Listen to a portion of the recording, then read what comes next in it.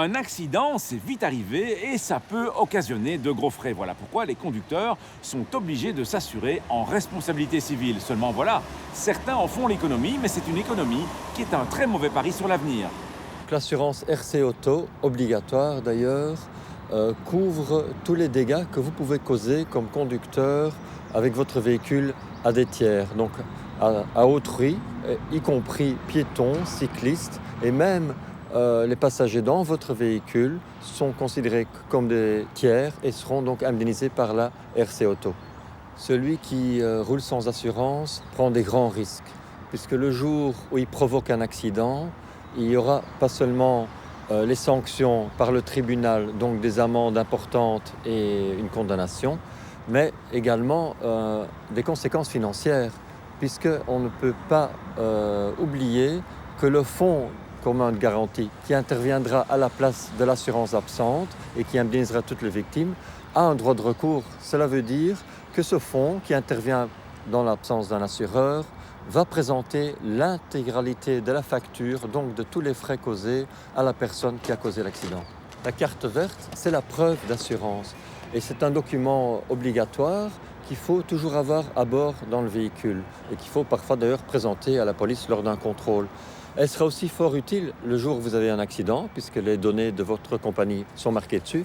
Et également, les pays sont mentionnés dans lesquels vous pouvez rouler avec votre assurance et votre véhicule. Les assureurs participent bien évidemment à la lutte contre la non-assurance, et ce par le biais du Fonds commun de garantie. C'est le fonds qui compare en fait les données venant des assurances et les données venant de l'immatriculation.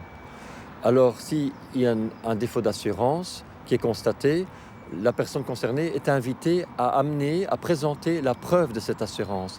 S'il se met en ordre, tout est OK. S'il ne présente pas cette preuve, les services de police sont avertis et qui, eux, alors vont intervenir pour faire le nécessaire. Les gens qui ont des difficultés à trouver un assureur, il existe une solution pour eux, puisque c'est souvent ces personnes-là qui ont causé dans un passé récent plusieurs accidents. Pour cela, le secteur de l'assurance a créé un bureau de tarification. C'est un peu la dernière adresse à laquelle s'adresser. Donc, lorsqu'une personne est refusée, par exemple, par 3 compagnies différentes, alors elle peut se présenter à ce bureau de tarification. Elle aura le droit à l'assurance, évidemment, avec une prime la plus juste possible. Si vous n'êtes pas assuré convenablement, vous mettez votre avenir financier et celui de votre famille en jeu en cas d'accident. Et qui plus est, en cas de contrôle de police, votre véhicule sera saisi et une amende sévère vous attendra au tournant. Bref, rouler sans assurance, c'est aller au-devant de gros ennuis. À la question de la semaine dernière, il fallait répondre qu'un vélo peut être dépassé dans un carrefour où la priorité de droite est applicable. À gagner cette semaine un radio-réveil Bluetooth. La question, sur un dispositif surélevé, l'arrêt et le stationnement sont autorisés, interdits ou interdits sauf réglementation locale. Soit vous téléphonez au 0905 56 493, soit vous envoyez un SMS au 6020 en tapant contact 1, 2 ou 3 et vos coordonnées.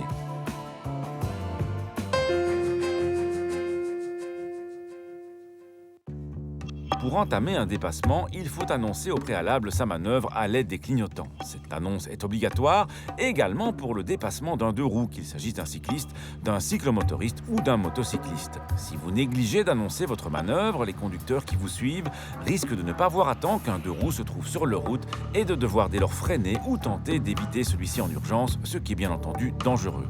Enfin, n'oubliez pas non plus qu'il faut clignoter également pour se rabattre après le dépassement.